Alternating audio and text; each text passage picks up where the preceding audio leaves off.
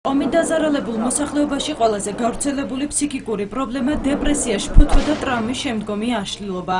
ომით დაზარალებული ადამიანების სხვადასხვა სამედიცინო დახმარებით, მათ შორის სახელმწიფო დაზღვევით სარგებლობენ, თუმცა ეს არასაკმარისია. მოსახლეობას ხელმისაწვდომობა სამედიცინო სერვისებთან რა თქმა უნდა აქვს იმ დაზღვევის გამო, რომელსაც სახელმწიფო აძლევს, მაგრამ ეს არასაკმარისია და საჭიროა გაფართოება.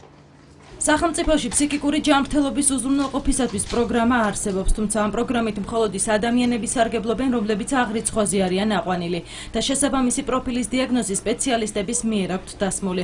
ჯანდაცვის სამინისტრო ურჩევს ომით დაზარალებულ მოსახლეობას ფსიქიკური ჯანმრთელობის გასაუმჯობესებლად შესაბამის დაწესებულებებს მიმართონ, რათა მათი მკურნალობა სახელმწიფომ უზრუნველყოს. სპეციალისტების ნაწილი მიიჩნევს, რომ კვლევის შედეგები ნათლად მიუთითებს სახელმწიფოს თუ როგორ უნდა იმოქმედოს შემდგომში მკურნალობა რეაბილიტაციისა და პრევენციისათვის. მოქალაქეებმა უნდა მიმართოს სამედიცინო დაწესებულებებს, ჩაითვალონ კვალიფიციური კონსულტაციები სამედიცინო პერსონალის მიერ, შესაბამის სამედიცინო პერსონალის მიერ და რაც საშუალებას მიცემს სახელმწიფოსაც დაწესებულებებსაც მოსახლეობას და შესაბამისად პაციენტებს, შესაძლო პაციენტებს, რომ მიიღონ სახელმწიფო პროგრამით გათვალისწინებული მომსახურებები. ავადობით და ფსიქიკური ჯანმრთელობით ავადობის ტვირთი განსაკუთრებით მაღალია ამ კატეგორიას, ყველაზე მოწყვლადი ფენაა ადამიანების გამო. ამიტომ ამ კვლევას რა თქმა უნდა დიდი მნიშვნელობა აქვს და ვფიქრობ ის ითამაშებს როლს სწორედ სწორი სტრატეგიების და ტაქტიკური ნაბიჯების გადასატკმელად. სპეციალისტები აცხადებენ, რომ ომით დაზარალებული მოსახლეობის ფსიქიკური მდგომარეობის გასაუმჯობესებლად არა მედიკამენტოზური მკურნალობა, არამედ სწორად შერჩეული ფსიქოლოგიური და სარეაბილიტაციო ღონისძიებების დაგეგმვაა საჭირო.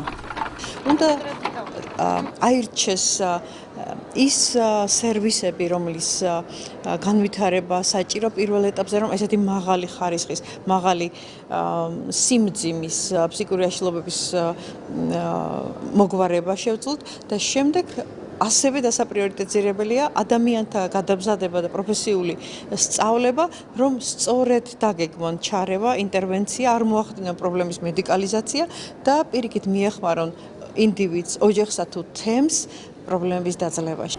სპეციალისტები თვლიან, რომ ახალი კვლევის შედეგად პროფესიული საზოგადოება და მთავრობა მიიღებს მტკიცებულებას ომით დაზარალებული მოსახლეობის ფსიქიკური ჯანმრთელობის პრობლემის შესახებ, რაც ფსიქიკური ჯანმრთელობის სახელმწიფო სამოქმედო გეგმის შემუშავებას და შესაბამისი სერვისების განვითარებას შეუწყობს ხელს.